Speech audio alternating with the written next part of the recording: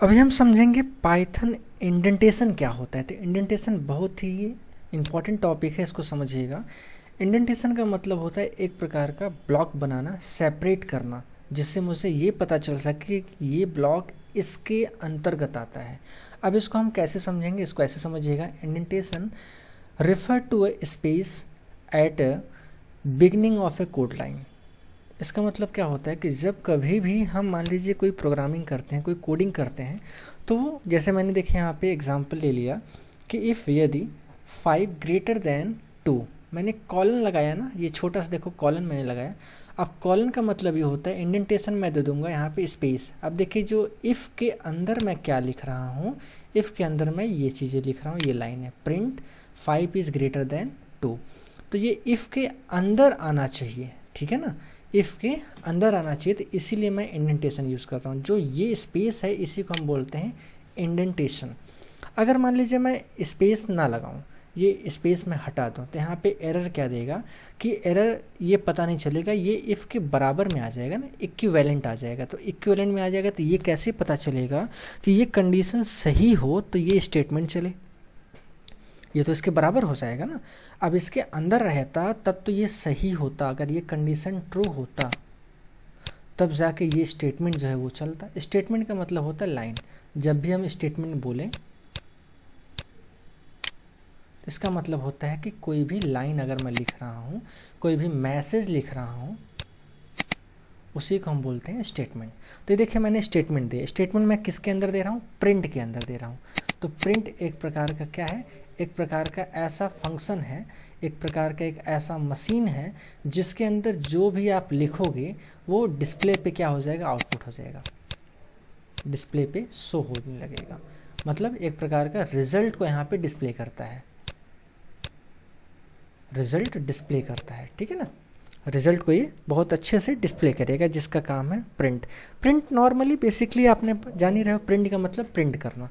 आप ये पाइथन जो है ये आपको पता है ना कि जो नॉर्मल लैंग्वेजेस आप यूज़ करते हैं इंग्लिश से, उसी के आप यहाँ पे यूज़ में आता है। यूज़ का मतलब क्या, जो सिंपल, जैसे ओपन का मतलब ओपन, प्रिंट का मतलब प्रिंट, ये सब बेसिक लैंग्वेज आपके इंग्लिश के तो आपको पता ही होगा।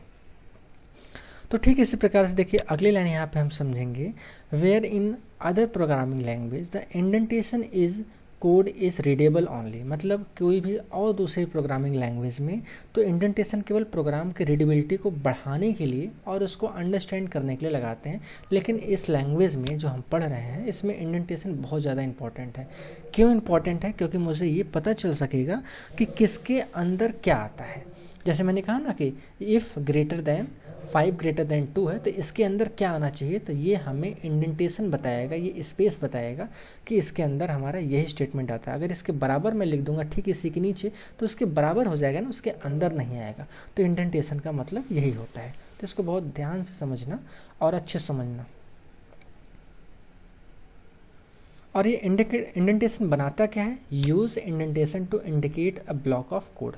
मतलब एक प्रकार के देखो कोड बनाया ना, एक ब्लॉक ऑफ क्या बनाया है आपका, एक पूरा कोड बनाया। कैसे बनाया कोड, जैसे देखिए एक तो अगर मैं इसको ऐसे समझूं, जैसा हम ये समझेंगे कि जो देखिए जो हमने ये बनाया है ये एक पूरा एक ब्लॉक बन गया, ये इतना ये पूरा क्या बन गया, एक ब्लॉक बन जाएगा।